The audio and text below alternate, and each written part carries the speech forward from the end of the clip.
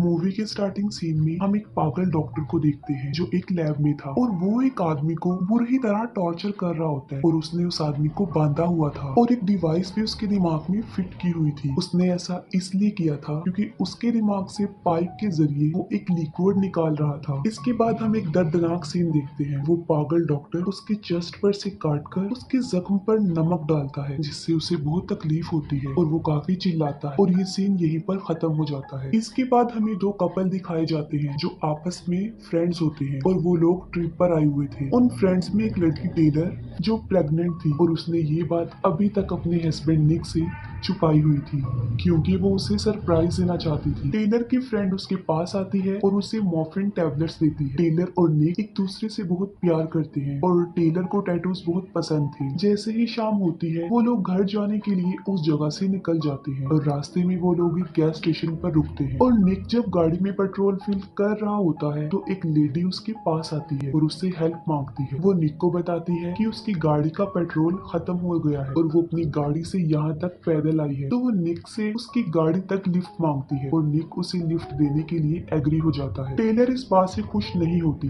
वो निक को कहती है कि वो एक अननोन पर्सन को लिफ्ट दे रहे हैं जो कि सही नहीं है और वो लोग उसे अपनी गाड़ी में बिठा लेते हैं। लेकिन जैसे ही वो गाड़ी से उतरती है वो उनकी गाड़ी में स्लीपिंग गैस छोड़ देती है जिससे वो सब बेहोश हो जाते हैं और जब उन सब की आंख खुलती है तो वो खुद को एक घर में बंधा हुआ पाते हैं और वहाँ पर उनके अलावा और भी लोग थे और उन लोगों ने ही इन्हें यहाँ पर बांधा हुआ था। उनमें से एक आदमी टेलर की फ्रेंड का नेल उखेड़ देता है जिससे निक का फ्रेंड टोनी भड़क जाता है और वो खुद को आजाद करके उस आदमी को खूब मारता है और साथ ही निक भी खुद को छुड़ाकर उन लोगों से पूछता है कि वो लोग उनके साथ ऐसा क्यों कर रहे हैं। तब एक लड़का सैम कहता है कि वो लोग भी उन लोगों की तरह यहाँ लाए गए हैं और वो कुछ नहीं जानते और वही लड़का सैम उन्हें एक वीडियो दिखाता है। वीडियो पर एक औरत उनसे कहती है कि वो सब लोग यहाँ कैद हैं और यहाँ से बाहर निकलने के लिए उन्हें एक दूसरे को टॉर्चर करना होगा और साथ साथ उन्हें टॉर्चर की परसेंटेज भी दी जाएगी। इन केस वो लोग 22 घंटों में 100% टॉर्चर कर लेंगे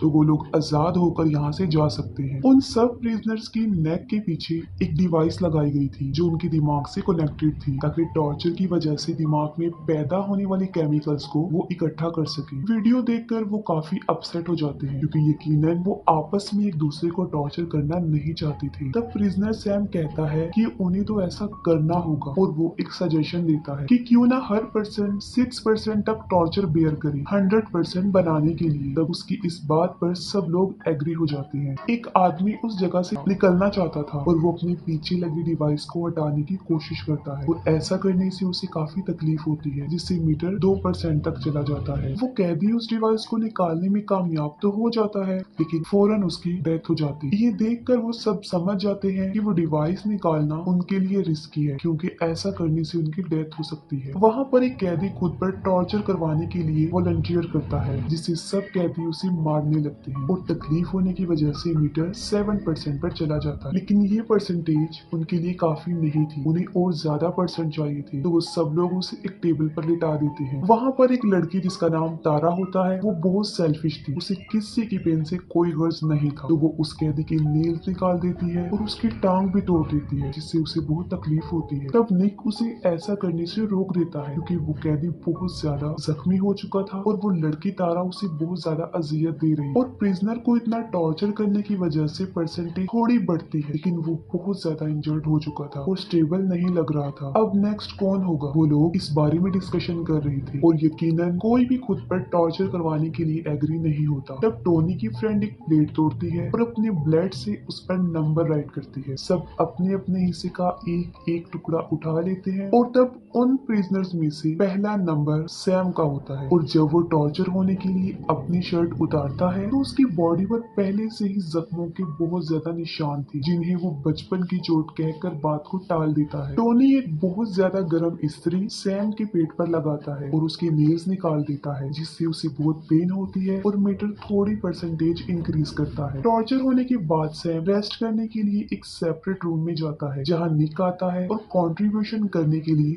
उसे थैंक्स बोलता है। तब तारा निक को आवाज लगाकर बुलाती है क्योंकि सेकंड नंबर निक का ही था। दूसरी तरफ टेलर रो रही थी क्योंकि उसे निक की फिक्र हो रही थी। वो एक फीमेल प्रिजनर को कहती है कि वो प्रेग्नेंट है और उसने अभी तक की बात निक को भी नहीं बताई। ये सुनकर वो लड़की शॉक्ड हो जाती है और रोने लगती है क्योंकि ना चाहते हुए भी उन्हें एक प्रेग्नेंट लेडी को टॉर्चर करना था। और तभी टेलर को याद आता है कि उसके पास तो वो मॉर्फिन टैबलेट्स हैं जो असल में पेन किलर थी। वो चुपके से निक के पास जाकर मॉर्फिन उसके मुंह में डाल देती है ताकि उसे पेन कम हो। फिर वो सब निक को टॉर्चर करते हैं और उसकी आवाजें सुनकर टेलर मुसलसल रो रही होती है। अब अगली बारी उसी फीमेल प्रिजनर की थी जिसे टेलर ने बताया था कि वो प्रेग्नेंट है और वो काफी डर जाती और मुसलसल रो रही होती। वो खुद को एक रूम में बंद कर लेती है लेकिन सैम उसे उस रूम से खींचकर ले जाता है और उसको भी टॉर्चर किया जाता है और मीटर अपनी परसेंटेज बढ़ाता है। टेलर निक को बता देती है कि वो प्रेग्नेंट है। इसे सुनकर निक खुश हो जाता है और टेलर की ये बात तारा भी सुन लेती है और बाकियों को बताती है। तारा समझती है कि शायद टेलर टॉर्चर से बचने के लिए झूठ बोल रही है, जिस पर निक कहता है कि वो टेलर की रिप्लेसमेंट में जाएगा। तब टेलर उसे अपनी मॉर्फिन टेबलेट्स दिखाते हुए कहती है कि ये मैं उस प्रिजनर को दूंगी जिसे सबसे पहले टॉर्चर किया था क्योंकि वो बहुत ज्यादा टॉर्चर बेयर कर चुका था। लेकिन तारा ऐसा करने के लिए नो कहती है कि मॉर्फिन कोई नहीं लेगा।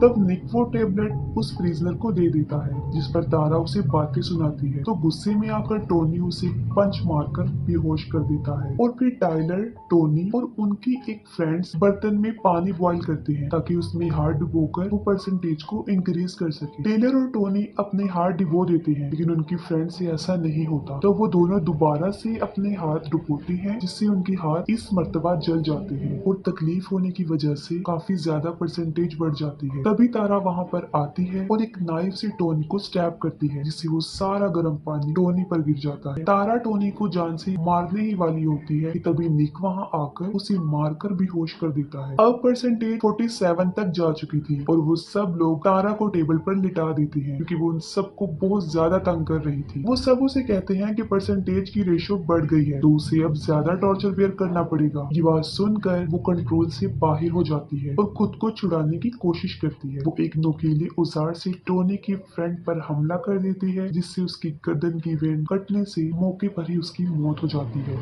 ये देखकर टोनी तारा को मारने के लिए आगे बढ़ता है लेकिन निक उसे ये कहते हुए रोक देता है कि अभी उन्हें उसकी जरूरत है। वो सब टोनी को कहते हैं कि वो तारा को टॉर्चर करे और उससे अपना बदला ले और फिर वो तारा से रिवेंज लेता है और उसे अपनी मर्जी के मुताबिक काफी ज्यादा टॉर्चर करता है। वो उसके दांत तोड़ देता है, उसके शोल्डर से काट देता है और बाद में उस पर एसिड गिरा देता है जिससे वो तकलीफ की वजह से काफी चिल्लाती है और परसेंटेज अब इंक्रीज होकर 84 तक पहुंच जाती है। अब उन्हें सिर्फ 16% चाहिए थी। तब निक उन्हें बताता है कि बचपन में उसकी कॉलर बोन टूट गई थी जिससे उसे बहुत पेन हुई थी। तो वो कहता है कि उन्हें 100% करने के लिए अपनी कॉलर बोन को तोड़ना पड़ेगा।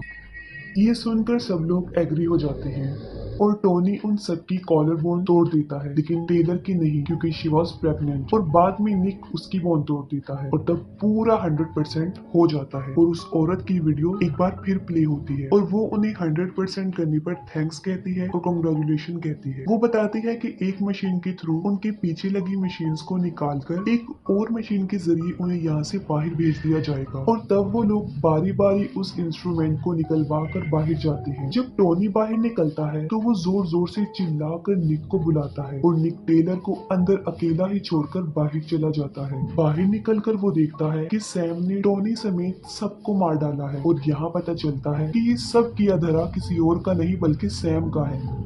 दूसरी तरफ अंदर टेलर उसकी उसी प्रिजनर को उठाकर ले जा रही थी जिसे सबसे पहले टॉर्चर किया था। वो टेलर को बताता है कि मुझे इस सीक्रेट सोसाइटी के बारे में पता था कि ये लोगों को टॉर्चर करते हैं लेकिन सबको ये बात एक कहानी लगती थी। तब टेलर उससे पूछती है कि क्या वो भी उनके साथ मिला हुआ है, जिस पर वो कहता है कि नहीं, वो सिर्फ जासूसी करने यहाँ आया था। दूसरी तरफ निक सैम के पास जाकर उससे पूछता है कि उसने आखिर ऐसा क्यों किया। सैम कहता है कि उन लोगों की तरफ से उसे ऑर्डर्स मिले थे और वो उनके बारे में कुछ नहीं जानता कि वो लोग कौन है और ऐसा करने के पीछे उनका मोटिव क्या है। वो ये बात भी रिवील करता है कि ये लोग उनके 5th ग्रुप के मेंबर्स थे, यानी इससे पहले वो 4 ग्रुप्स के लोगों की जिंदगियों से खेल चुके थे। दूसरी तरफ जब टेलर और वो कैदी अकेले होते हैं तो वो डोर अपने आप बंद हो जाता है और बदकिस्मती से मीटर 0% पे चला जाता है। ये देखकर टेलर बहुत ज्यादा घबरा जाती है और खुद को टॉर्चर करने लगती है। दूसरी तरफ सैम जो कि एक बटन दबा चुका था